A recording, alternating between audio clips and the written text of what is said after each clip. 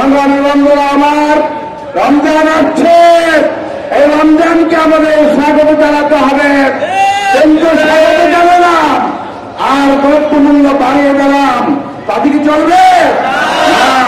দ্রব্যমূল্য কমাতে হবে, আইন শৃঙ্খলা পরিস্থিতি নিয়ন্ত্রণে আনতে হবে এবং এমন একটি পরিবেশ সৃষ্টি করতে হবে যাতে এদেশের সমস্ত মুসলিম তারা যেন টাকা অর্জন করার পরিবেশ পেতে পারে, এবাদতবন্দি করার পরিবেশ পেতে পারে।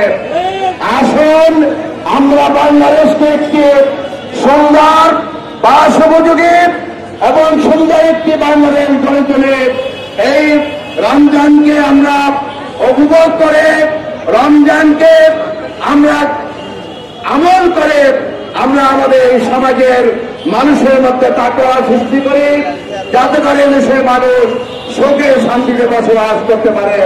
আল্লাহ হাফেজ। বাংলাদেশ জিন্দাবাদ। জামাত ইসলামী বাংলাদেশ জিন্দাবাদ।